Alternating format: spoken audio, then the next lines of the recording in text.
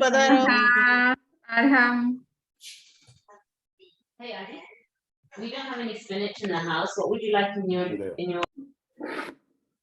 चलिए, तो सभी लोग कैसे ज्वाइन कर रहे हैं? अपनी अपनी जगह से ज्वाइन कर रहे हैं कि वहां सेंटर से ज्वाइन कर रहे हैं? अपने अपने। अच्छा, अपनी अपनी जगह से। चलिए ठीक है। आज बहुत कम लोग हैं, 6 लोग ही हैं।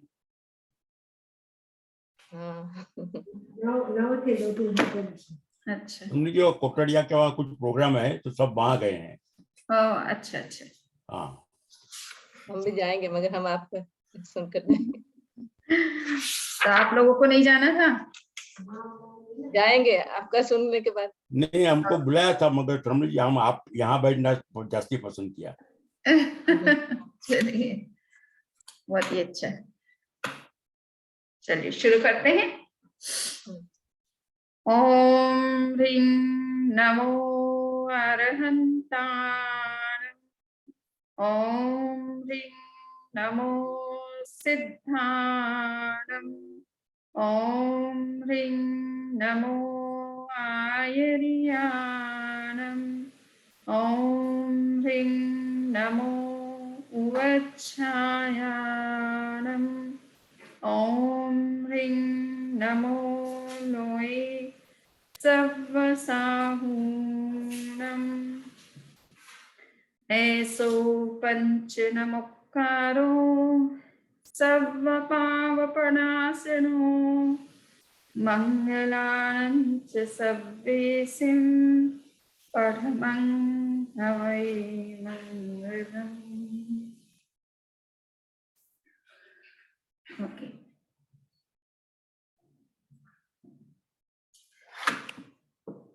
तो हम पिछले चर्चा में प्रश्न व्याकरण के दूसरे अध्याय के विषय में चर्चा कर रहे थे और इस अध्याय में विशेष रूप से असत्य क्या होता है, किन किन प्रसंगों में व्यक्ति असत्य यानी झूठ बोलता है, इसके बारे में चर्चा की गई है।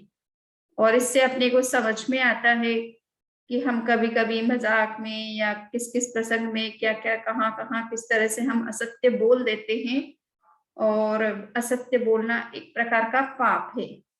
तो हम इन पापों से कैसे बचे, उसके प्रति हमारी जागरूकता कैसे बढ़े, इसके लिए ये अध्याय को इस अध्याय को समझना जरूरी है कि हम असत्य कहते किसको हैं, वो कहाँ किस तरह से बोल दिया जाता है और उससे क्या समस्या होती है, किस तरह के कर्म के बंधन होते हैं, उसके फिर परिणाम क्या होते हैं। ये सब बातें अगर हम जान ले तो हम असत्य बोलने से बचेंगे, सावधान रहेंगे। जहाँ कहीं ऐसे प्रसंग होंगे तो विवेक पूर्वक उस समस्या का या उस परिस्थिति को समझने का कोशिश करेंगे या उसका समाधान करने की कोशिश करेंगे। तो इसलिए ये सब शास्त्रीय बातें जानना बहुत आवश्यक है।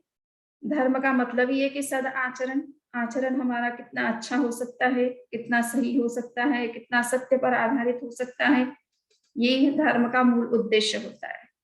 चमत्कार दिखाना या किसी तरह की रिद्धि सिद्धि प्राप्त करना ये मूल उद्देश्य नहीं होता है। हमारा आचरण कितना सुंदर बन सकता है, अहिंसा, सत्य, अचौर्य, ब्रह्मचर्य, अपरिग्रह की साधना में हम कितना आगे बढ़ सकते हैं, यही धर्म का मूल उद्देश्य होता है। और कर्म मुक्ति कैसे हो सकती है, तो आज हम ये देखेंगे। पिछली बार में हमने देखा था कि असत्य बोलने वाले लोग कहाँ कहाँ किस किस तरीके से बोलते हैं। और आज के प्रसंग में ये बता रहे हैं कि एक तो होता है कि सामान्य जनता होती है, उनका अपना जीवन है, उनकी अपनी समस्याएं हैं, उनके बिजनेस है, कहाँ किस प्रसंग में वो इस तरह से असत्य बोल देते हैं। तो वो एक चर्चा हमने पिछली बार की थी। आज हम ये चर्चा करेंगे कि कुछ विचारधाराएं ऐसी हैं चिंतन इस तरह के हैं जिन्हें हम आइडियोलॉजी कहते हैं या फिलॉसफी कहते हैं या रिलीजियस ट्रेडिशंस कहते हैं या इस तरह के कंसेप्ट दुनिया में चल रहे हैं, जिसको हजारों हजारों लाखों लाखों करोड़ों करोड़ों लोग जिसको मानते हैं, किंतु वो सत्य नहीं है। ठीक है ना। तो उसको हम देखेंगे कि किस तरह के ऐसी विचारधाराएं जो दुनिया में चल रही है और उसको मानने वाले लोगों की संख्या की कमी भी नहीं है, परंतु वो विचारधाराएं सत्य नहीं है, पर बताने वाले या उस मत का प्रचार करने वाले उस विचार को प्रस्तुत करने वाले लोगों के पास में इस तरह के आर्गुमेंट होते हैं, इस तरह के लॉजिक होते हैं। तो आम जनता जो है वो सत्य को समझती स्वयं तो है नहीं, परंतु उनको इस तरह से तर्क से भ्रमित कर दिया जाता है, तो वो उस गलत विचारधारा का समर्थन करने लगती है, उसी को सत्य मानने लगती है, उसी का अनुसरण करने लगती है और उसी तरह की जीवन शैली उनकी बन जाती है और अंत में परिणाम जो होना होता है वो होता है। सो कहने का इतना सा मतलब है कि अनेक तरह के मतांतर भी चलते हैं, वो सब कोई सत्य नहीं है। और विशेष रूप से जो लोग जैन धर्म को मानते हैं, जैन दर्शन को मानते हैं और अनेकांतवाद को मानते हैं, वो भी बहुत बार भ्रम में रहते हैं। भ्रम में इस अर्थ में रहते हैं कि वो ये समझ बैठते हैं कि हमारा तो सिद्धांत ये कि सभी विचार अपनी जगह सत्य है, किसी न किसी एंगल से, किसी न किसी पर्सपेक्टिव से, किसी न किसी कॉन्टेक्स्ट में, किसी न किसी रेफरेंस में सब विचार जो भी दुनिया में चल रहे हैं सब सत्य ही है, ऐसा वो मान करके बैठ जाते हैं। अनेकांत का मतलब ये कभी नहीं होता है कि सारे विचार सत्य हैं, सारे व्यवहार सत्य हैं, सारी बातें जो कुछ दुनिया में चल रही है, सब तरह के विचार, सब तरह के कथन, सिद्धांत, मतांतर, ट्रेडिशन सब सत्य है, ये अनेकांत नहीं कहता है। अनेकांत तो ये कहता है कि सत्य के अनेक पक्ष है, उसको समझने के लिए आपके पास अनेक दृष्टियां होनी चाहिए। तो वो सत्य का निर्णय करता है, तत्व का निर्णय करता है, ये नहीं कि गलत बोलने वाला भी सत्य है। तो फिर तो अनेकांतवाद और असत्य बोलने वाले में कोई फर्क नहीं रहेगा ना। हम अगर उसको ही सत्य मान बैठेंगे तो फिर असत्य दुनिया में क्या होगा, गलत कुछ होगा ही नहीं, फिर सब कुछ सच सच ही होगा। सब अपनी चोर कहेगा कि मैं अपनी दृष्टि से चोरी करता हूँ और साहूकार जो ईमानदार है वो अपना ईमानदारी का जीवन जीता है, तो वो भी सच है और वो भी सच है। तो फिर पनिशमेंट, दंड और एक कानून, इनकी आवश्यकता ही नहीं रहेगी इस दुनिया में, समाज में। परंतु ऐसा तो होता नहीं है, दंड भी है, कानून भी है, व्यवस्थाएं भी हैं, और थोड़ा सा भी अगर कुछ इलीगल काम होता है तो दंडित भी किया जाता है, वो करने की जरूरत न पड़ेगी अगर सब कुछ सत्य है। तो आप क्या मानते हैं, सब कुछ सत्य है दुनिया में जो कुछ चल रहा है?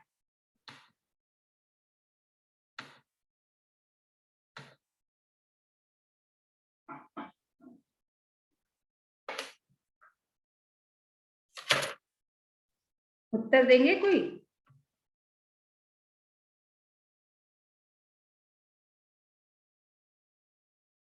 तो हम चल रहे हैं कि जैसे अब यहाँ पर उदाहरण देकर के शास्त्र में बताया है कि बहुत सारी ऐसी विचारधाराएं जिनको हम कहते हैं नास्तिक विचारधाराएं। नास्तिक विचारधारा का मतलब है कि जो आत्मा के शाश्वत अस्तित्व को नहीं मानती है, कर्म को नहीं मानती है, कर्म के परिणाम को नहीं मानती है, पुण्य है कोई चीज है ऐसा नहीं मानती है, पाप कोई चीज है ऐसा नहीं मानती है, स्वर्ग होता है इसको नहीं मानती है, नरक होता है इसको नहीं मानती है, मोक्ष है इसका नहीं मानती है, बंधन होता है इस बात को नहीं मानते। ऐसी जो विचारधाराएं हैं उनको नास्तिक विचारधारा कहते हैं। नास्तिक का ये मतलब नहीं होता है कि जो वेद को नहीं मानता वो नास्तिक है। तो हिंदू स्कॉलर्स जो होते हैं वो जनरली जब भारतीय विचारधाराओं को पढ़ाते हैं तो वे कहते हैं कि कुछ विचारधाराएं भारत में नास्तिक हैं, कुछ आस्तिक हैं। तो नास्तिक कौन है? कि जैन नास्तिक है, बौद्ध नास्तिक है। जैन तो दुनिया में सबसे बड़े आस्तिक हैं, जो आत्मा को मानते हैं, कर्म को भी मानते हैं, कर्म फल को भी मानते हैं, पुनर्जन्म को भी मानते हैं, स्वर्ग को भी मानते हैं, नरक को भी मानते हैं, मोक्ष को भी मानते हैं, बंधन को भी मानते हैं, पुण्य को भी मानते हैं और पाप को भी मानते हैं। ऐसा कौन सा सिद्धांत है जिसको वो नहीं मानते हैं?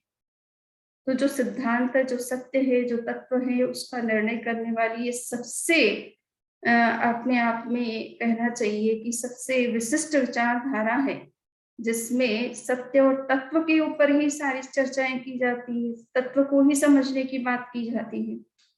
तो ये तत्व को डिनाई करने वाली विचारधारा नहीं है, इसलिए इसको नास्तिक कहना या नास्तिक बताना ये सही नहीं है। परंतु वो नास्तिक और आस्तिक की परिभाषा ये करते हैं कि जो वेद को मानते वो आस्तिक और जो वेद को नहीं मानते वो नास्तिक। जैन वेद को नहीं मानते, बौद्ध वेद को नहीं मानते हैं, इसलिए उनको नास्तिक कहते हैं। तो ये तो एक तो सांप्रदायिक विचारधारा हो जाती है। हम जैन भी इस तरह की भाषा कर सकते कि जो जैन आगमों को नहीं मानते वो नास्तिक, तो फिर वो एक्सेप्ट करेंगे? नहीं करेंगे, वो अपने आप को नास्तिक कहलाना पसंद करेंगे। तो ये तो सांप्रदायिक विचारधारा है। मूल क्राइटेरिया है कि जो आत्मा, कर्म, पुनर्जन्म, पुण्य, पाप आदि तत्वों को नहीं मानता वो नास्तिक है, और जो इनको मानता है वो आस्तिक है। इस दृष्टि से जब ये निष्पक्ष जो है एक क्राइटेरिया है आस्तिक और नास्तिक का, और पाणिनि हुए हैं, पाणिनि का समय माना जाता है 4th सेंचुरी BC का। भगवान महावीर के निर्माण के 400 वर्ष बाद सबसे बड़े व्याकरण जिन्होंने संस्कृत व्याकरण की रचना की, जिसे प्राणिनि व्याकरण कहते हैं, उसमें उन्होंने नास्तिक आस्तिक की जो परिभाषा की है वो ये है कि भाई जो आत्मा आदि, कर्म, पुनर्जन्म, पुण्य, पाप, स्वर्ग, नरक, मोक्ष आदि तत्वों को जो मानता है वो आस्तिक है। ये सही परिभाषा है, ये निष्पक्ष परिभाषा है, ये कोई सांप्रदायिक परिभाषा नहीं है। और जो इन तत्वों को नहीं मानता वो नास्तिक विचारधारा है। तो अब प्रश्न ये है कि नास्तिक विचारधारा वाले जो भी हैं, जो ये कहते हैं कि आत्मा का अस्तित्व नहीं है, या मोक्ष का अस्तित्व नहीं है, या कर्म का अस्तित्व नहीं है, या कर्म फल कुछ नहीं है, ऐसी जो भी विचारधाराएं दुनिया में चल रही हैं, उनको प्रश्न व्याकरणकार ने कहा है कि वो एक प्रकार से मृषावादी है। असत्य सिद्धांत का प्रतिपादन, प्रचार प्रसार जनता के बीच में करते हैं, और ये गलत विचारधारा है। इससे जनता भ्रमित होती है और इन तत्वों से विमुख होती है, और फिर इसलिए उनके जीवन में कुछ चाहे अनचाहे कुछ गलत चीजें प्रवेश करती है, क्योंकि वो इन सिद्धांतों में विश्वास नहीं करते, तो फिर सावधान भी नहीं रहते। जागरूक जीवन, जो जीवन में जागरूकता होनी चाहिए वो भी नहीं होती उनकी। तो इसी बात को कहते हुए कहा कि अवरे नत्थिग वायो माम लोय वाई भनंती सुन्नमति नत्थि जीवो न जाई यह परे वा लोए न किंचीवी फुसई पुण्य पावम नत्थि फलम सुखय दुःखयानम पंच महाभूयम शरीरम धासन्ति वाय जोगजुत्तम पंचय खंडे भनंती केई मणम्य मन जीविया वदन्ति वावु जीवोत्ति एवं आहंसु शरीरम सायं सनिधनम इहे भवे एक भवे तस्य विपनासम्मि सब्वना सुक्ति एवं दंपन्ति मुसावाई। ये आपको मैंने बताया कि इसमें कई सिद्धांतों की चर्चा होगी है, जो कि वर्तमान में चल रही है। बौद्ध विचारधारा के नाम से चल रही है, हिंदू विचारधारा के नाम से चल रही है, अन्य तरह की विचारधारा के रूप में चल रही है। तो उनको कहा गया है कि ये जो विचारधाराएं हैं वो तात्विक दृष्टि से जब इन पर विचार किया जाता है तो कहीं ना कहीं वो तत्व से को जो है वो डिनाई कर रही है, और सही ढंग से जिस तरह से उनकी उसको डिस्कस करना चाहिए उस तरह से प्रेजेंट ना करके डिफरेंट रूप में उसको प्रेजेंट कर रही है। तो ये एक तरह से असत्य हो जाता है, गलत हो जाता है। तत्व से विपरीत कोई भी बात अगर कही जाती है तो वो मिथ्या हो जाती है। तो वो कौन कौन से ऐसे सिद्धांत है, तो उसमें सबसे पहले बताया जा रहा है कि ये जितने भी विचारधाराएं, नास्तिक जो विचारधाराएं हैं, इनको वामपंथी विचारधाराएं कहते हैं, है ना। सो राजनीतिक पॉलिटिक्स में तो दोनों तरह की होती हैं, वामपंथी होते हैं और आपके क्या होते हैं, दूसरे कोई दक्षिणपंथी होते हैं। सो ये दोनों तरह की विचारधाराएं जैसे पॉलिटिक्स में आज भी चलती है, तो इसी तरह से दर्शन के क्षेत्र में ये दो तरह की विचारधारा है, एक वामपंथी विचारधारा है और एक दक्षिण पंथी विचारधारा है। जो वामपंथी होते हैं वो विपरीत मार्ग का अनुसरण करते हैं, जो तत्व है उसकी दिशा उस तरह से अपना सिद्धांत प्रस्तुत नहीं करते, तत्व का जो स्वरूप है उस तरह से उसको नहीं मानते हैं, बल्कि उससे विपरीत तरीके से मानते हैं। तो ऐसे जो विचारधारा है वो वामपंथी विचारधाराएं कहलाती है। और ये क्या करते हैं कि विद्यमान वस्तुओं पण अवास्तविक कहवाना कारणे અને લોક વિરુદ્ધ માન્યતાના કારણે वाम लोकवादी कहवाय छे। यानी ये जो वस्तु जैसी है और जिस रूप में है उस रूप में ना कह करके उससे विपरीत रूप में कहते हैं, और जो लोगों की मान्यता है उससे ये विपरीत तरीके से बात करते हैं, तो विरुद्ध बात करते हैं। इस वजह से इन्हें वाम लोकवादी कहा जाता है।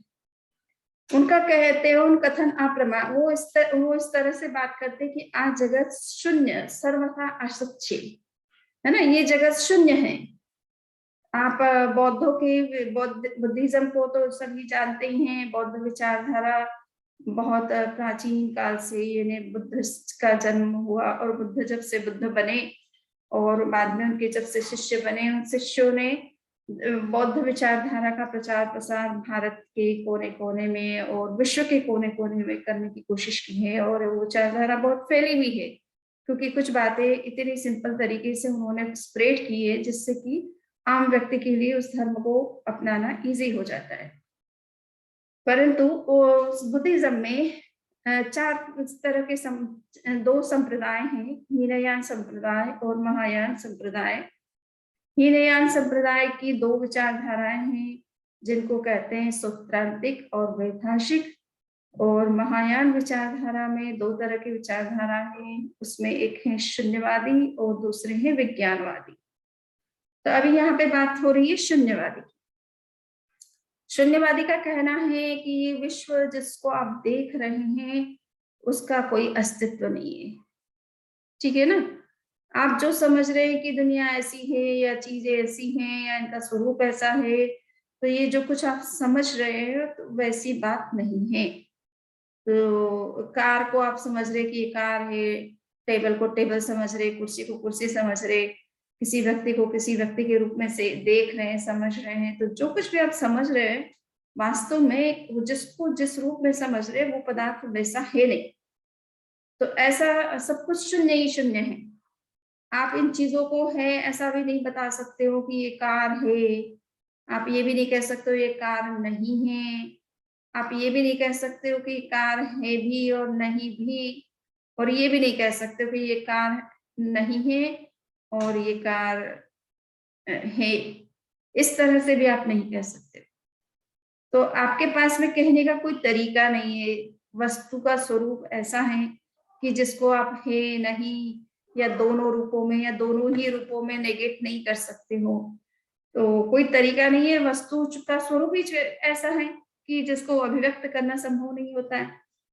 तो ऐसा करके वो शून्यवाद का प्रचार प्रसार करते हैं कि तुम दुनिया को जिस रूप में समझ रहे हो या वस्तु को जिस रूप में समझ रहे हो वो वस्तु का स्वरूप वैसा नहीं है। तो ये शून्यवाद कहलाता है। और जीव का अस्तित्व नहीं है, मनुष्य भव का अस्तित्व नहीं है, देवी देवताओं का प्रभव नहीं है, पुण्य पाप का जो है वो ये नहीं है, जरा पण स्पर्श करतो નથી, और सुकृत का पुण्य अथवा दुष्कृत पाप में सुख दुख रूप फल नहीं है।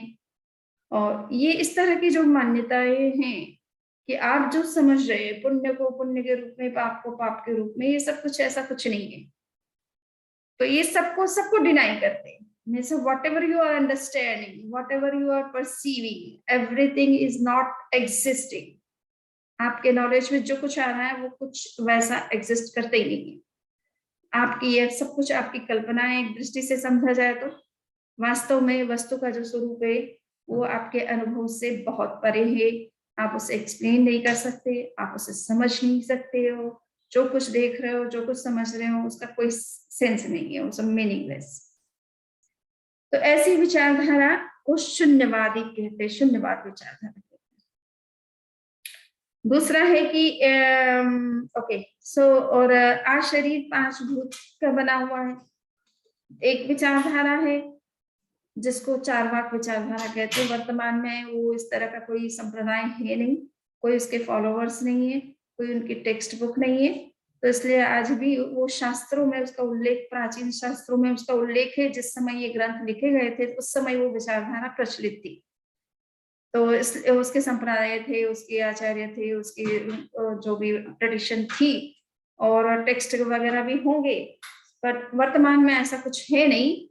पर फिर भी वो विचार किसी न किसी रूप में आम व्यक्ति के रूप में जिंदा है, और वो जिंदा इस रूप में है कि हमारा शरीर जो है वो 5 भूतों से बना हुआ है। जनरली लोग ये समझते हैं कि हम क्या हैं, 5 भूतों से बने हुए हैं, और जन्म होता है तो ये 5 भूत आपस में मिलते हैं। भूत मिलते मतलब भूत पिशाच नहीं, घोस्ट नहीं। भूत का मतलब होता है पृथ्वी, पानी, अग्नि, वायु और वनस्पति, आकाश। सो वनस्पति नहीं, ये 5 भूतों में आकाश को लिया जाता है, वनस्पति को नहीं काउंट करते।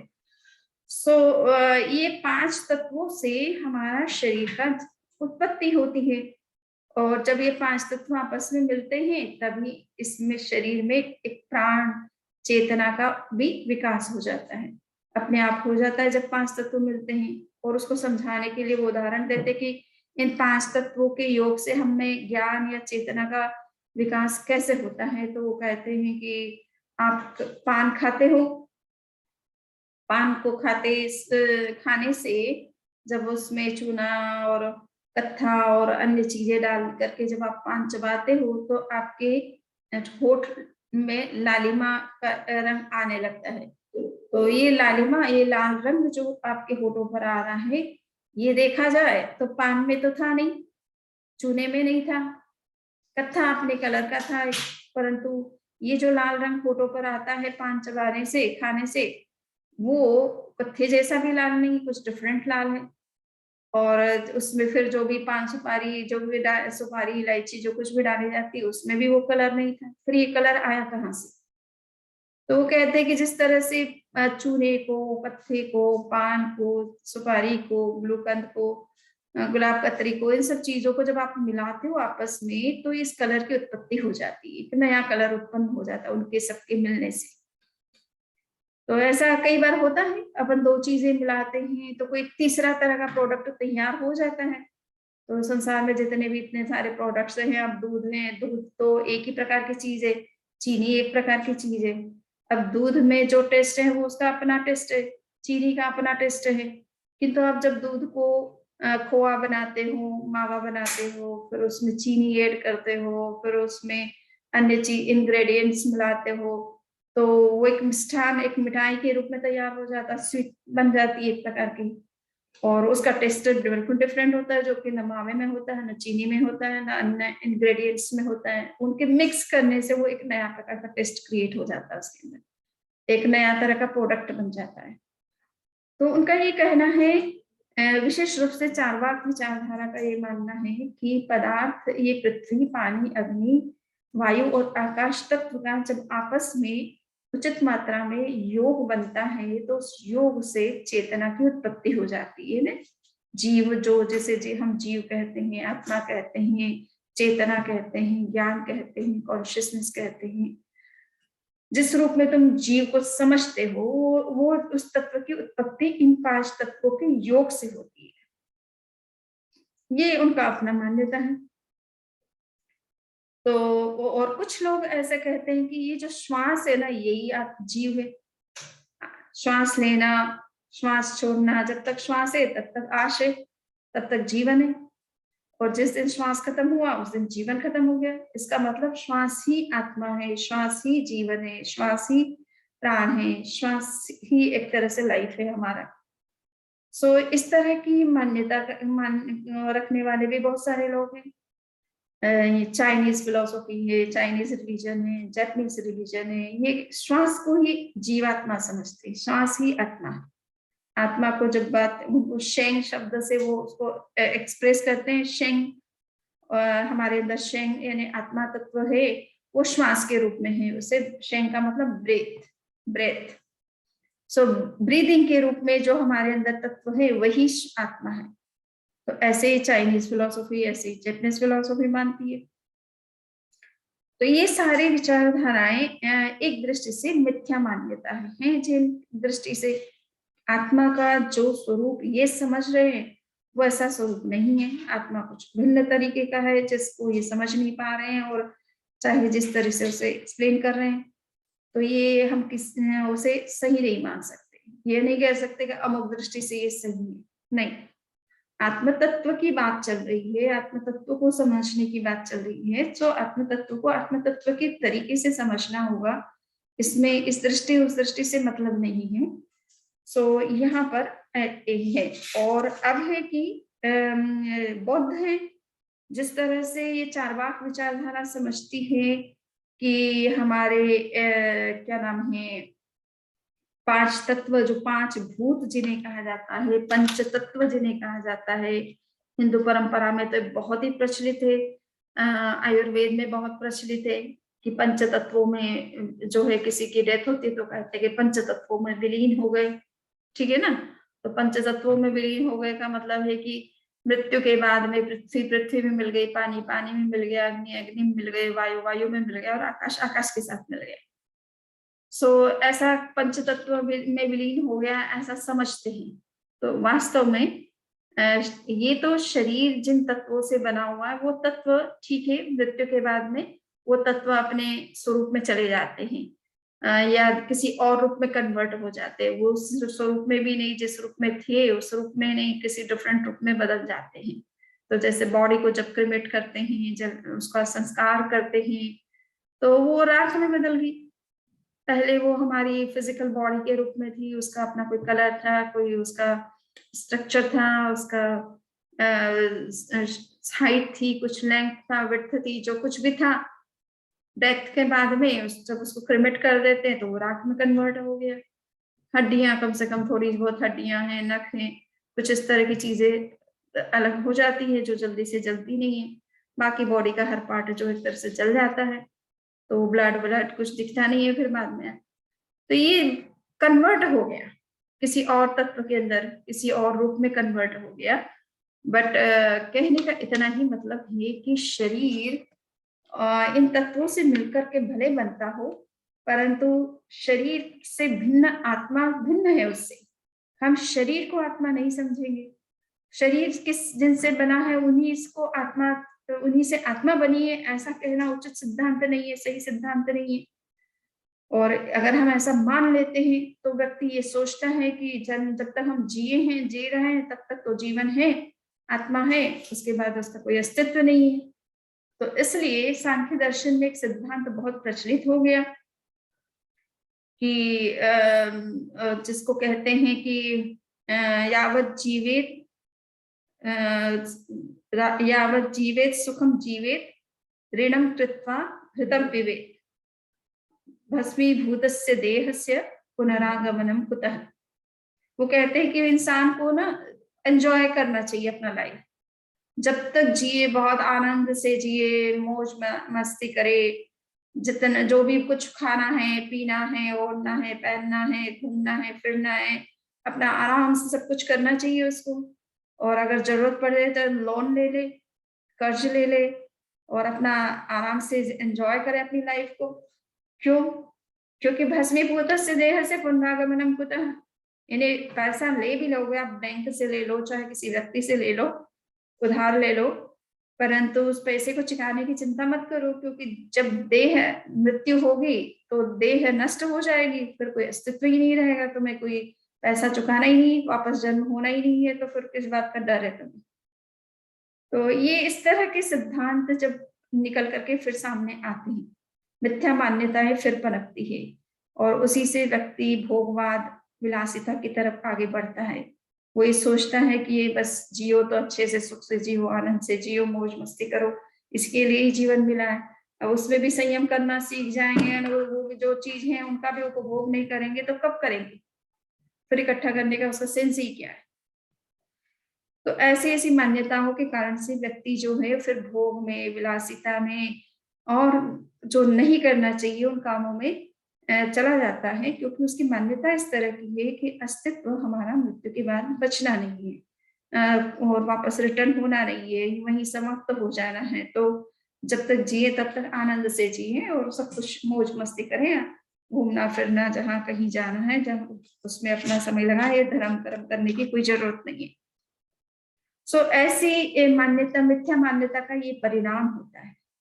इस तरह की जीवन शैली बन जाती है। जब विचार ही हमारे गलत है तो हमारा व्यवहार भी वैसे ही बनेगा, उसी पर आधारित है। जैसा हम सोचते हैं वैसे ही हम बनते हैं, वैसे ही हमारा आचरण बनता है, वैसे ही हमारा व्यक्तित्व बनता है, वैसे ही हमारे व्यवहार होते हैं, वैसे ही हमारी मान्यताएं बन जाती है। और फिर गलत मान्यताओं के कारण से संसार में हम इसी तरह से चलते रहते हैं, फिर मुक्ति का कोई प्रश्न ही नहीं उठता उसमें। एक बार हमारे तेरापंथ की परंपरा में अब तक जो जितने आचार्य हुए हैं उसमें अभी 11वें आचार्य महाश्रमण जी हैं, किंतु 7वें आचार्य जिनका नाम था डालगणी। डालगणी हमारे बहुत स्ट्रिक्ट थे और उनको कोई भी सिद्धांत, परंपरा, मान्यता से विरुद्ध कोई बात पसंद नहीं होती थी। सो बड़े स्ट्रिक्ट थे और खुद भी स्ट्रिक्ट रूप में बहुत एथिकल जो जितने भी सिद्धांत थे, साधु के नियम मर्यादा, उसमें बहुत स्ट्रिक्ट थे। और कोई प्रमाद कर ले साधु तो उसको बहुत बड़ा कना उलाहना देते थे, उपालंब देते थे, और गलत बात को वो बिल्कुल एक्सेप्ट नहीं करते थे किसी तरह से, कोई भी कुछ तर्क लगाए तो। सो एक बार उनसे किसी ने पूछ लिया, किसी श्रावक ने पूछ लिया, संभवतः कोई अन्य मती होगा, इन्हें इस तरह के सिद्धांतों में विश्वास करने वाला व्यक्ति जो नास्तिक था, उसने कहा कि महाराज आप तो इतना कठोर जीवन जीते हो, कितना सत्य का आचरण, अहिंसा को कितना सूक्ष्मता से पालन करते हो, सत्य की कितने उच्च कोटि की साधना करते हो, अचौर्य, ब्रह्मचर्य, परिग्रह जैसे बड़े बड़े व्रत आप लोगों ने ले रखे हैं, पैदल चलते हो, अपना भार खुद अपने कंधों पे उठाते हो, सर्दी में, गर्मी में, बरसात में आप एक स्थान पर ठहरते नहीं हो। तो इतना कष्ट लेने की क्या आवश्यकता है?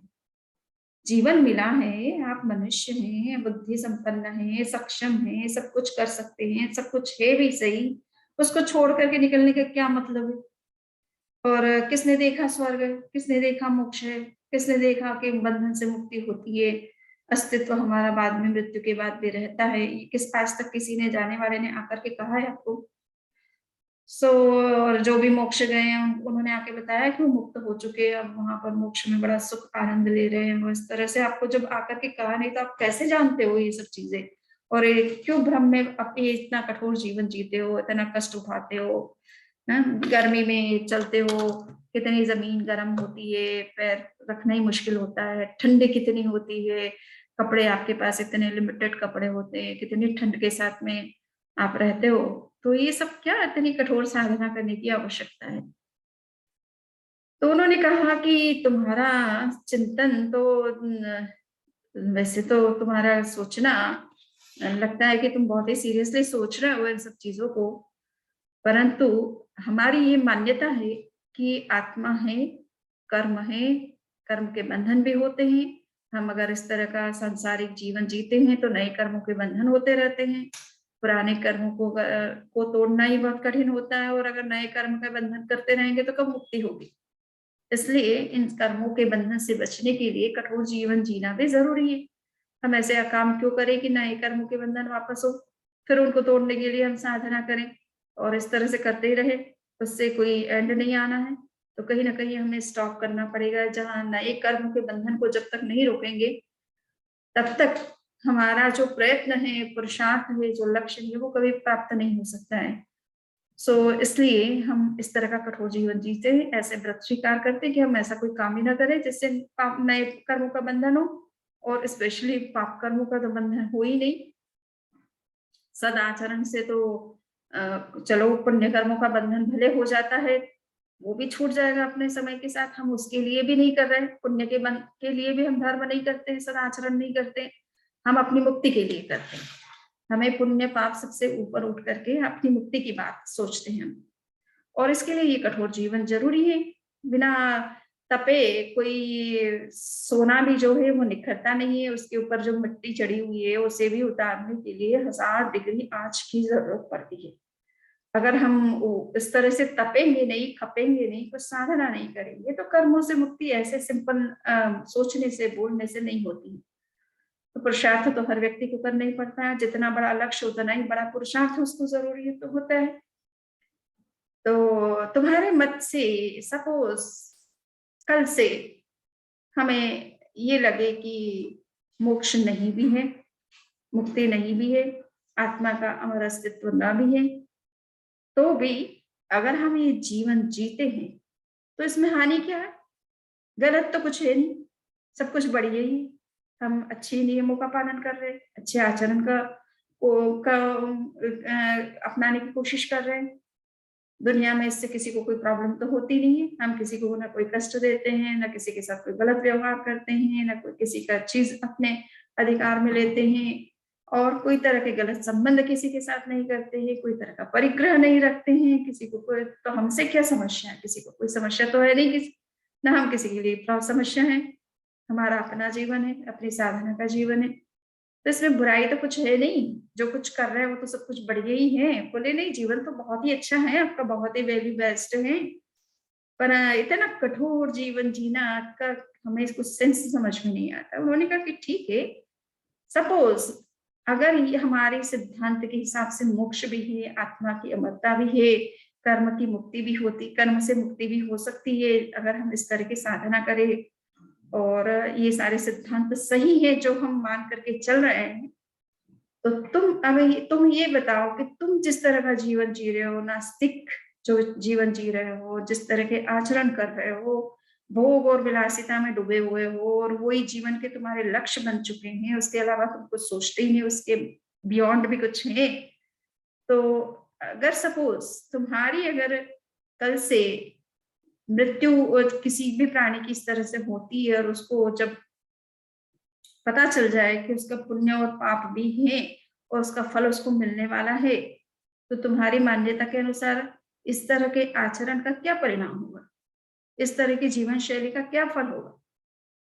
तो उसने कहा कि महाराज, हम जिस तरह के जीवन जी रहे हैं, जिस तरह की सोच रखते हैं, अगर उस तरह ही हम चलते रहे, तो फिर अगर तुम आपकी इस मान्यता के अनुसार स्वर्ग, नरक, पुण्य, पाप, कर्म, फल ये सब कुछ अस्तित्व रखते हैं, तो हमारे ऊपर तो इतने जूते पड़ेंगे कि धरती में नहीं झेल पाएगी। हमारे आचरण इस तरह के हैं, हम ऐसे ऐसे कर्म करते हैं। तो आचार्य डालगनी ने उसे ये समझाया कि देखो, तुम ये मान करके चलो कि हमें चाहे वो चीज है या ना है, परंतु आचरण अगर हमारा अच्छा है तो हमें इस लोक में भी हम सुखी हैं, और जहां भी जाएंगे वहां भी सुखी हैं। किंतु अगर हमने कोई गलत आचरण किया तो इस लोक में एक बार के लिए हमने अपना जीवन जो है बड़ा सुख, मौज और विलासिता का जी लिया, किंतु बाद में उसका परिणाम क्या हो सकता है ये तुम्हें समझ में आ चुका है। इसलिए ये समझो कि आचरण तो हमारा हमेशा अच्छा ही होना चाहिए। मोक्ष मिल जाए तो बहुत ही अच्छी बात है, परंतु आचरण में कोई खोट क्यों रखी जाए? तो ये हमें समझना है कि कुछ लोग ऐसा मान लेते हैं कि जीवन का अस्तित्व केवल इस जीवन तक, इस शरीर के अस्तित्व तक ही उस सीमित है। जैसे ही ये शरीर नष्ट हुआ, सब कुछ नष्ट हो जाता है, इसलिए हमको मौज और मस्ती का जीवन जीना चाहिए। धन संपत्ति इन सबके जितना हम इसको पा सकते हैं और जितना उसका भोग कर सकते हैं, बस यही हमारा जीवन का लक्ष्य होना चाहिए। तो इस तरह की जो मान्यता है वो मनुष्य को भटकाने वाली है, और ऐसा हम कई बार अनंत काल से ही करते ही आ रहे हैं। ऐसा नहीं है कि हम इसी जीवन में ये सब कुछ हमने पाया है और इसी जीवन में हम उसका उपभोग कर रहे हैं। कई जन्मों में हम कर चुके हैं, आखिर मिला क्या हमको? सिद्धांत ये है कि पदार्थ का भोग करने से कभी तृप्ति होती नहीं है। आज हमने खाना खाया, कल फिर वैसे ही भूख लग जाती है, कल खाना खाएंगे फिर परसों वैसे ही भूख लग जाएगी। जब तक जिएंगे कितनी बार खा लो, कितनी बार कुछ कर लो, भूख तो वैसे ही लगती रहती है। तो ये इसी तरह से पदार्थ का कितना भी उपभोग कर लो, कभी मनुष्य को, जीव को तृप्ति होती नहीं है। अगर पदार्थ ही जीवन का लक्ष्य हो जाता है तो व्यक्ति फिर पदार्थ के पीछे ही भागता रहता है, उसी में उलझता रहता है, और उसके कारण से जो लाइफ में जो हर्डल्स आते हैं, प्रॉब्लम्स आते हैं, इश्यूज आते हैं, वो सब कुछ भी उसको झेलना पड़ता है, और अंत में परिणाम भी अच्छा नहीं होता है। तो शास्त्रों में तो कहा है कि जहाँ किम पाक फलानम, व्हाट इज परिणामो न सुंदरो एवं भुक्तान भोगानम परिणामो न सुंदरो। जैसे किंपाक फल होता है, एक फल माना गया है जो वर्तमान में कहाँ है और कभी हमने देखा या नहीं देखा हमें पता नहीं है, बट नाम शास्त्रों में उसको किंपाक फल कहा जाता है। किंपाक फल की विशेषता ये होती है कि वो देखने में बड़ा सुंदर होता है, बहुत ही आकर्षक होता है, देखते से ही कोई भी व्यक्ति उसे खाना पसंद करेगा, उसे तोड़ना पसंद करेगा, उसको लेना पसंद करेगा, तो इतना आकर्षक वो फल लगता है। किंतु जब उसको टेस्ट किया जाता है तो व्यक्ति की डेथ हो जाती है, इतना वो जहरीला फल होता है। तो एक्चुअल में फल खाने के लिए नहीं है, वो एक प्रकार का जहर है। सो इस तरह जब जैसे फल को खाने से व्यक्ति की मृत्यु हो जाती है, जहर का वो काम करता है किंपाक फल, उसी तरह से पदार्थ जो है वो बड़े सुंदर लगते हैं, बड़े आकर्षक लगते हैं और लगता है कि ओहो हमारे पास में ये चीज कार है, बंगला है, अमुक है, तमुक है, तो हम कुछ बड़े आदमी है, तो हमारा स्टेटस कुछ हाई हो गया सोसाइटी में, लोग हमको पूछने लगते हैं, सम्मान देने लगते हैं, आगे बिठाने लगते हैं, उद्घाटन करवाते हैं, अमुक तमुक, ये सब कुछ चीजें प्रलोभन अपने को मिलते हैं उन सब चीजों के कारण से। परंतु ये सब कुछ आकर्षण अंत में इसका परिणाम भगवान ने कहा कि जहाँ किंपा फलानम परिणामो न सुंदरो एवं भुक्तान भोगानम परिणामो न सुंदरो। इसी तरह से भुक्त भोगों का परिणाम कभी सुंदर नहीं होता है। पदार्थ का भोग अगर इंसान करता रहेगा तो उसका परिणाम उसके लिए कभी अच्छा नहीं होगा। फल कहना चाहिए कि परिणाम उसका कभी अच्छा नहीं होगा। उसके केस में भोगों के परिणाम हमेशा पाप का बंध करवाते हैं और पाप के परिणाम स्वरूप जीव जो है अनेक प्रकार के दुख और समस्याओं को अपने जीवन में झेलता रहता है। सो उससे अगर मुक्त होना है तो भोगों से उसे मुक्ति करनी होगी। अब इसका मतलब ये तो नहीं है कि आप खाना भूख लगे तो खाना मत खाइए, है ना, या शरीर में कोई प्रॉब्लम है तो मेडिसिन मत लीजिए, या बिना मकान के साधु की तरह रहिए, अनिकेतन वासी रहिए, निकेतन है ना घर, बिना घर के रहिए, ऐसा तो नहीं कहना चाहते। इनमें आसक्त मत बनो, तुम्हारी जरूरत है उसका उपयोग तो करना ही पड़ता है। हम भी हैं साधु, तो कोई हम जंगल में तो नहीं रह रहे, पेड़ के नीचे तो नहीं रहते, किसी मकान में ही रहते हैं, खाना भी खाते हैं, कपड़े भी पहनते हैं और चीजों का उपयोग भी करते हैं जो जरूरत की चीजें हैं। तो उसी तरह से मनुष्य की जरूरत की चीजें उपयोग करना एक अलग बात होगी, पर उनमें आसक्त होने से कर्म के बंधन बढ़ जाते हैं और उन्हीं को अपना जीवन का लक्ष्य बना लेते हैं, गोल बना लेते हैं। तो हमारी जीवन शैली वैसी हो जाती है। हम अब फिर अपने बारे में सोचने का, अपने आध्यात्मिक उन्नति करने का जो हमें एक सुअवसर मनुष्य के रूप में मिला है, उस सुअवसर का हम लाभ नहीं ले पाते।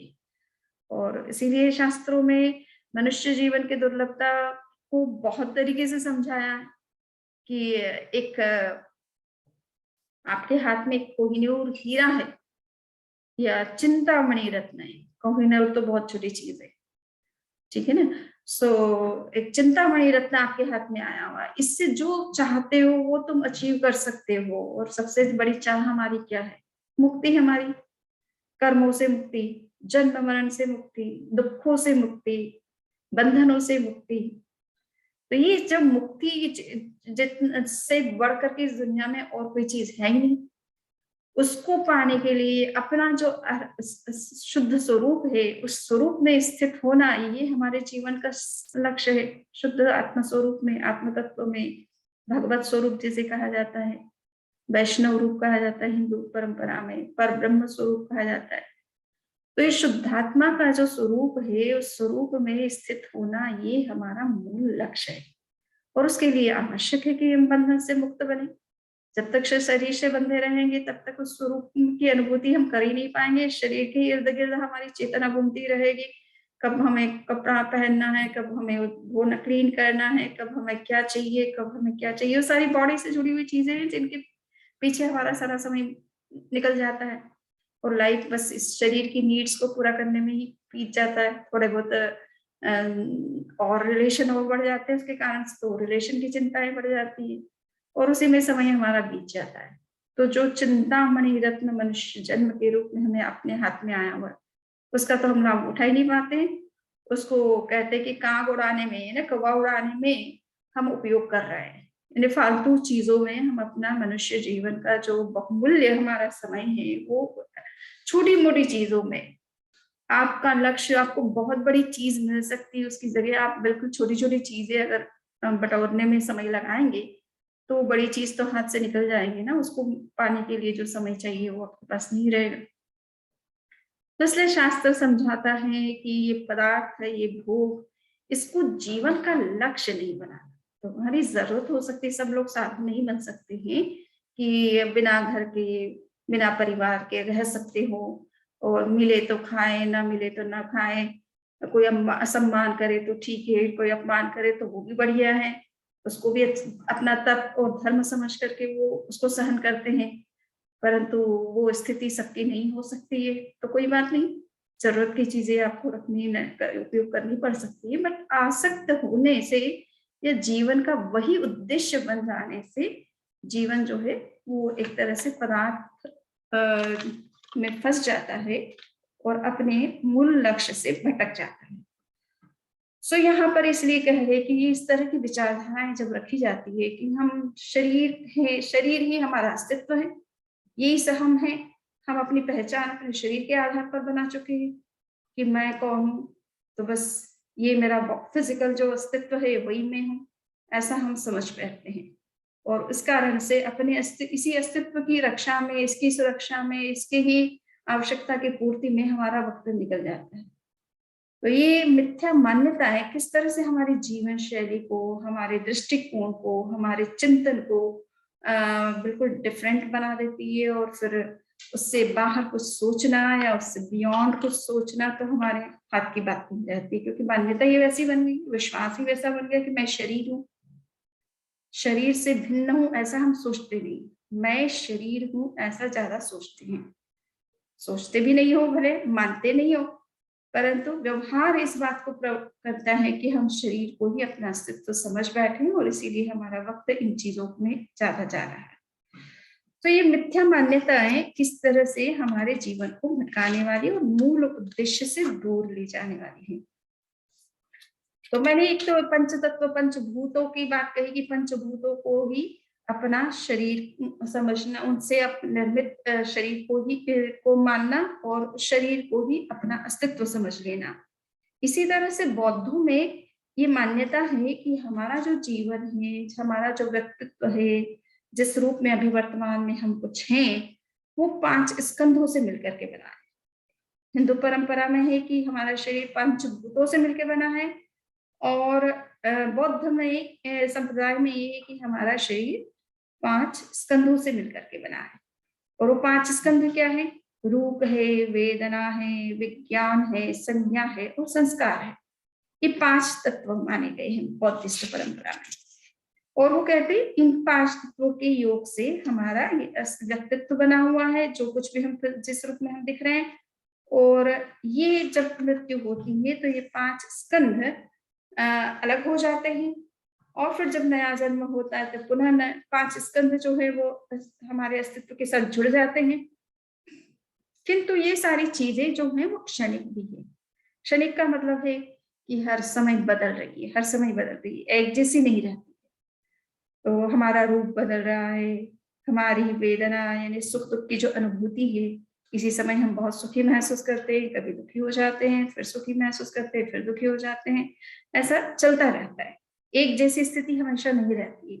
कभी किसी का भी जीवन ऐसा देखने को नहीं मिलेगा कि वो जन्म से लेकर मृत्यु तक बस सुखी सुखी है और या दुखी दुखी है। कभी सुख होता है जीवन में, कभी दुख होता है, और ये अच्छा और बुरा टाइम हर की लाइफ में चलता है। तीर्थंकर भी जन्म लेते तो उनके साथ में भी कुछ घटनाएं होती है जो अनुकूल नहीं होती, बट वो दुखी नहीं होते, उनकी विशेषता ये होती है। बट हम लोग, आम व्यक्ति जो है वो सुखी दुखी बन जाता है, परिस्थितियां प्रतिकूल बनती है कि दुखी हो जाता है, अनुकूल बनती है सुखी हो जाता है। तो ये सारी स्थितियां बनती रहती है। विज्ञान का मतलब है कि हमारा जो ज्ञान है, चेतना है, वो भी बदलती रहती है, वो भी एक जैसी नहीं रहती है। कभी किसी चीज को हम जान रहे हैं, कभी हम घूमने गए तो वहाँ टूरिस्ट प्लेसेस को देख रहे हैं तो हमारे नॉलेज में वो चीजें आ रही हैं, घर में आए तो घर की बातें नॉलेज में आ रही, ऑफिस में गए तो ऑफिस के काम नॉलेज में आ रहे हैं। तो हमारी चेतना में नया नया कोई विषय आता रहता है। एक ही विषय हमेशा नहीं चलता रहता है, और चेतना भी बदलती रहती है। एक क्षण में जो थी दूसरे क्षण में वो बदल जाती है, वैसे इट इज नहीं रहती है। तो इस तरह से हर चीज परिवर्तित हो रही है, हर चीज क्षणिक है, स्थायी तत्व जैसा कुछ भी नहीं है इस संसार में। तो इसलिए आत्मा भी स्थायी जैसा कोई तत्व नहीं है। पहली बात है कि ये आत्मा अलग से कोई आत्म तत्व तो दिखता ही नहीं है। तो बुद्धिज्म में ये माना जाता है कि भाई, इसलिए उनका सिद्धांत प्रचलित है कि वो अनात्मवादी है। इन्हें आत्मा के स्वतंत्र और स्थायी अस्तित्व को नहीं मानते हैं। अगर आत्मा का अस्तित्व है तो वो भी क्षणिक है, एक क्षण के लिए है, दूसरे क्षण के लिए नहीं है। स्थायी आत्मा तत्व नहीं है जो इस जन्म से किसी नेक्स्ट जन्म में जाकर के नया जन्म धारण करता हो। ऐसी मान्यता बुद्धिज्म की नहीं है। उनके अनुसार आत्मा, जिसको हम विज्ञान कह दे एक बार के लिए इनकी भाषा में, तो वो भी बदल रहा है, और हर चीज बदल रही है, क्षणिक है, स्थायी अमर आत्म तत्व जैसा कोई तत्व नहीं। तो ये मिथ्या मान्यता है।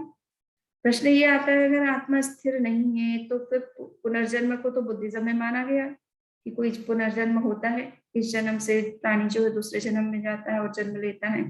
बुद्ध ने खुद अपने बारे में एक बात कही थी, एक स्टोरी उन्होंने बताई कि एक बार उनके पैर में कांटा चुभ गया, और जब कांटा चुभा तो उन्होंने उनके पास में जो आसपास में जो भी शिष्य थे, उन शिष्यों से उन्होंने कहा कि देखो शिष्यों, मेरे पैर में जो कांटा चुभा है, तुम जानते हो कि ये कांटा क्यों चुभा? तो उन्होंने कहा कि ये तो हम कैसे बता सकते हैं आपके बारे में, अपने बारे में तो हम कह सकते हैं कि हमने सावधानी नहीं रखी, या देखा नहीं ढंग से, या पैर हमारा अचानक ही कोई कांटे पे पड़ गया, या कांटा दिखाई नहीं दिया, कुछ भी रीजन हम बता सकते। पर आपके केस में हम क्या बता सकते हैं? आप तो बहुत जागरूक है, खुद ही हर क्षण जागरूक होकर के प्रेजेंट में माइंडफुलनेस के साथ चलते हो, तो आपको तो हर चीज का पता ही है, तो आप ऐसे गलती खुद तो करेंगे नहीं, और अब चुभा क्यों है ये हम कैसे बताएंगे? तो उन्होंने कहा ठीक है, मैं ये बताना चाहता हूँ एक्चुअल में कि मैंने 91 लाइफ पहले किसी व्यक्ति का मर्डर किया था, और उस समय उस मर्डर के कारण से जो कर्म का बंधन हुआ था, वो कर्म का बंधन इतने 90 लाइफ में थोड़ा थोड़ा थोड़ा थोड़ा थोड़ा करते करते करते करते लगभग खत्म सा हो गया है, किंतु थोड़ा सा जो अंश बच गया था वो इस जीवन में इस कांटे के रूप में वो लग करके वो भी कर्म खत्म हो गया है मेरा। तो ये मेरा पूर्व 91 लाइफ टाइम बिफोर का जो कर्म है, उस कर्म का परिणाम इस कांटे के चुभने के रूप में हुआ है, सामने आया है। तो ये बता रहा है कि बुद्ध स्वयं मानते हैं कि वो स्वयं 91 लाइफ पहले थे खुद ही, उन्होंने तब इस किसी व्यक्ति को मारा था, किसी का मर्डर किया था, और इतने लाइफ से वो खुद चले आ रहे हैं, और इस लाइफ में वो कहते हैं कि मेरा ये अंतिम लाइफ है। तो जो कुछ भी उनकी मान्यता है, जातक और उनकी अनेक जातक कथाएं हैं, यानी पूर्व जन्म से जुड़ी हुई कथाएं हैं, प्रसंग हैं, घटनाएं हैं। तो इससे तो ये है कि बुद्ध की आत्मा शाश्वत है, तभी ना पूर्व को पहले जन्म से इस जन्म में और नेक्स्ट जन्म में वो जाते जाते जाते जाते 91 लाइफ के बाद में वो इस जन्म में बुद्ध के रूप में पैदा हुए। तो फिर आत्मा को शाश्वत नहीं मानना, उसको स्थायी नहीं मानना, उसको अमर नहीं मानना, ये कहाँ का सिद्धांत हुआ। और मोक्ष की जब बात होती है तो ये कहा जाता है कि जीव जब मुक्त होता है, तो बुद्ध ने कहते हैं, या बुद्धिज्म में ये बात कही जाती है कि आत्मा मोक्ष के बाद कहाँ गई? तो वो उसको कहते हैं बुझ जाना। आत्मा बुझ गई का मतलब शांत हो गई। किस रूप में शांत हो गई? तो उदाहरण देते हैं कि दिया होता है, दीपक होता है।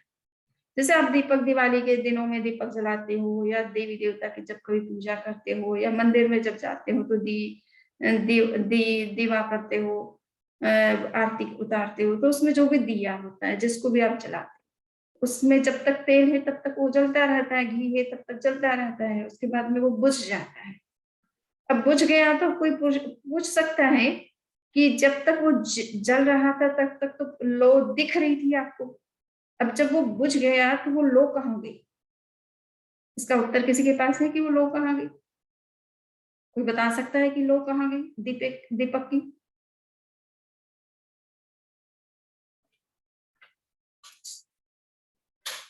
तो बताना मुश्किल है कि कहाँ गई। तो उसका आंसर गरिमा को उत्तर देना है। नहीं पता? तो आश्चर्य की बात है, आप लोग दीपक जलाते हो और लो कहाँ जाती है इसका पता नहीं रखते हो, बाकी दुनिया भर की जानकारी रखते हो। मूल बात ये है कि वो जब दिया जल रहा था तब तो तेल के सहारे जल रहा था, तेल बर्न हो रहा था और वो अग्नि दिए के रूप में दिखाई दे रहा था। किंतु जैसे ही वो तेल खत्म हो गया तो बस वो लौ जो तेल के सपोर्ट से बन रही थी वो खत्म हो गई, अपने आप ही वो बंद हो गई। तो वो कहीं नहीं गई, न उत्तर में, न दक्षिण में, न पूर्व में, न पश्चिम में, न ऊपर, न नीचे, ठीक है ना, किसी भी दिशा में नहीं गई। तो इसको बुद्धिज्म कहते हैं कि इसको कहते हैं जैसे दीपक जैसे बुझ जाता है वैसे हमारा अस्तित्व एक तरह से बुझ गया, वो कहीं नहीं गया। ऐसी मान्यताएं कभी कभी मोक्ष के स्वरूप को वर्णन में आती है। यद्यपि उसके पीछे भी उनका कंसेप्ट ये है कि हमारा जो कषाय है अंदर में, जब तक ये कषाय और कर्म हमारे अंदर विद्यमान है तब तक हम इस रूप में दिखाई देते हैं।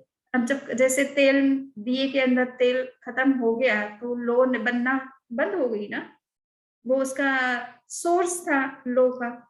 जब सोर्स खत्म हो गया तो अपने आप वो चीज अस्तित्व में नहीं रहेगी। इसी तरह से हमारे अंदर के जब कषाय समाप्त हो जाते हैं जिसको वो क्लेश कहते हैं, हिंदू परंपरा में भी जिसे क्लेश कहा गया है, बुद्धिज्म में भी जिसको क्लेश कहा गया है, जैनिज्म में भी जो है क्लेश कहा जाता है, पर कषाय शब्द ज्यादा प्रचलित है हमारे यहाँ। तो वो क्लेश जब खत्म हो गए तो क्लेश ही तो हमारे जन्म के मूल कारण है। हम जिस किसी रूप में उत्पन्न हो रहे उसके पीछे हमारे अपने क्लेश राग द्वेष ही तो मूल कारण है। वो जब मूल कारण ही समाप्त हो गया तो इस रूप में हमारी उत्पत्ति अपने आप बंद हो जाती है, इस रूप में आना, हमारा अस्तित्व बनना ही समाप्त हो जाता है और जीव एक तरह से मुक्त हो जाता है। तो वो एक तरह से क्लेश मुक्ति के संदर्भ में कह रहे हैं, उनकी मान्यता भी एक मायने में है, सही है, परंतु बताने का जो तरीका उससे भ्रांति पैदा होती है। उससे ये भ्रांति होती है कि जीव जो है मुक्ति के बाद में उसका वो अस्तित्व कहीं नहीं रहता है उसका। तो इस तरह की एक मिथ्या प्ररूपणा, मिथ्या विचारधारा निकल करके सामने आती है और भ्रांति पैदा करती है आम व्यक्ति के संदर्भ में।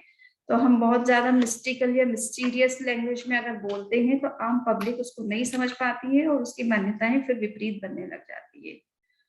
ये मिथ्या मान्यताएं, इस तरह का प्रतिपादन करना तत्व के विपरीत, चाहे वो तत्व को समझ रहे हो और बहुत अच्छे तरीके से बोलना भी चाह रहे हो, बट फिर भी लैंग्वेज अगर सही नहीं है, आपके प्रतिपादन का तरीका सही नहीं है और आप लोग पब्लिक को उस तरह से गलत तरीके से समझाना शुरू करते हैं, तो ये एक प्रकार से तत्व से विपरीत जाना एक प्रकार का मिथ्यात्व हो जाता है और इससे जीवन हमारा भटक जाता है, मूल तत्व से भटक जाता है, मूल स्वरूप से भटक जाता है और फिर इसी तरह से संसार में अनंत काल से हम चलते रहते हैं और फिर मुक्ति का कोई उपाय मिलना बहुत मुश्किल हो जाता है अगर हमारी मान्यता ही सही नहीं है, हमारे विश्वास सही नहीं है। इसीलिए जैन धर्म में सम्यक्त पर बल दिया गया कि हमारी मान्यताएं, हमारी विचारधाराएं, हमारी समझ तत्व के प्रति बिल्कुल सही और स्पष्ट होनी चाहिए, स्ट्रेट फॉरवर्ड होनी चाहिए।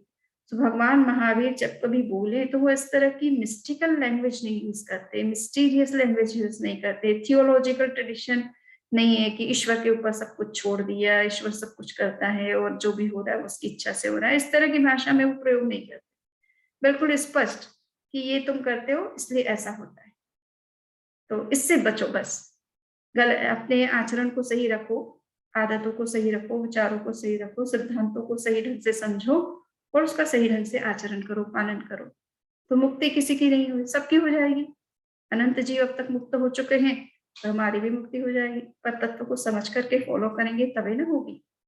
तो ये बातें हमें समझना है। तो मृषावादी कुछ इस रूप में भी होते हैं कि जो तत्व का प्रतिपादन सम्यक प्रकार से नहीं करते हैं और इसके कारण से भ्रांति पैदा होती है, गलत विचारधाराएं इस संसार में चलती हैं और बहुत सारे लोग इसके शिकार बन जाते हैं और ज्यादातर लोग इसके शिकार बने हुए हैं। तो हमें उसके प्रति जागरूक रहना है, किसी को हमें गलत कहना नहीं, परंतु अगर कोई समझना चाहे तो उसे समझाने की हमारे अंदर क्षमता भी होनी चाहिए, सिद्धांत की स्पष्टता भी होनी चाहिए। इसी विचारधारा के साथ आज के इस वक्तव्य को हम संपन्न कर रहे हैं। अब किसी के कोई प्रश्न है, कोई बात समझ में नहीं आई है तो आप पूछ सकते हैं।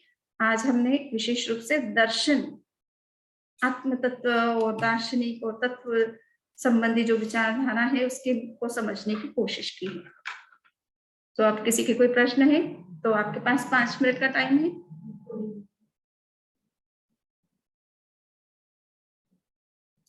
रिकॉर्डिंग चालू।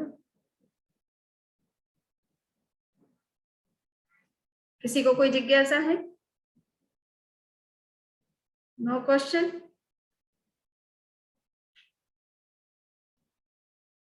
मुन्ना में हाँ। नहीं, एक क्वेश्चन है। तो हमारी जैन परंपरा के हिसाब से जो भगवान बुद्ध है वो क्या अभी मोक्ष उनको मिल गया क्या? देखिए, उनकी परंपरा के हिसाब से उनका कहना है कि वो उन्होंने ये कहा था कि ये उनका अंतिम जीवन है। तो अब हो सकता है कि वो मुक्त हो गए होंगे। उन्होंने अपनी ओर से तत्व का प्रतिपादन सही करने की भले कोशिश की होगी, किंतु बाद के उनके जो लोग हैं, इंटरप्रेटर जो होते हैं, जिनको कहते हैं कमेंटेटर होते हैं, फिलोसोफर होते हैं, बाकी जो ट्रेडिशन में जो लोग आते हैं वो उनके सिद्धांतों का इस तरह से प्रतिपादन करते हैं। तो और कभी कभी ऐसा हमने आगमों में देखा भी है कि भगवान महावीर से गौतम स्वामी ने कोई प्रश्न किया और ये बताया कि बुद्ध की मान्यता ऐसी है, तो आप क्या कहते हैं? तो भगवान महावीर ने कहा कि ये मिथ्या सिद्धांत है, मेरी दृष्टि में सम्यक सिद्धांत ये। ऐसा करके उन्होंने अपना मत सम्यक बताया और बुद्ध की कुछ विचारधाराओं को उन्होंने सम्यक नहीं माना। तो इस दृष्टि से कहीं कहीं ये लगता है कि अगर मान्यताएं मिथ्या है तो मुक्ति किस रूप में हुई होगी, ये कहना, अगर सम्यक केवल ज्ञान के बिना मुक्ति नहीं होती है।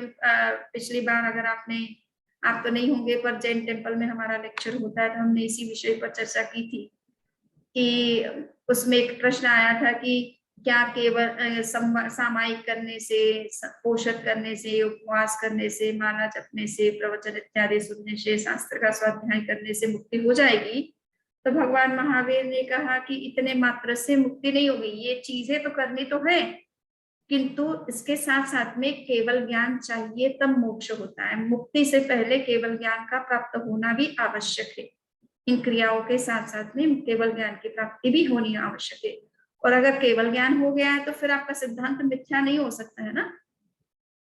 वो तो आपका प्रतिपादन तो कहीं कहीं कुछ अब कहना मुश्किल है, क्योंकि थोड़ा भगवान महावीर का तो निर्वाण हो चुका होगा जब बुद्ध का निर्वाण हुआ है, परंतु वो निर्वाण वास्तव में हो सकता है उनका कभी वो सही मार्ग पर होंगे और लास्ट में ऐसा कुछ हुआ हो, तो क्योंकि अपन उस परंपरा से तो जुड़े हुए नहीं लोग हैं, है ना।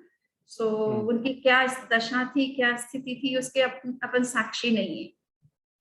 अंत में कभी कभी हो सकता है व्यक्ति को सही बुद्धि आ जाती है, सही तत्व का निर्णय कर लेते हैं और सम्यक तो आ जाता है और मोक्ष भी हो जाता है। तो हम अभी वर्तमान में ऐसा कुछ कह नहीं सकते हैं उनके बारे में, बट उनकी सिद्धांत के हिसाब से ऐसा लग रहा है कि उनका ये कहना था कि वो इस जीवन में उनका ये मोक्ष हो चुका है तरह से।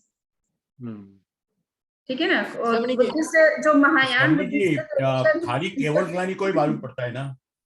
हाँ, तिब्बती जो ये महायान ट्रेडिशन है उनका तो ये मानना है कि बुद्ध अभी भी सबकी मुक्ति का इंतजार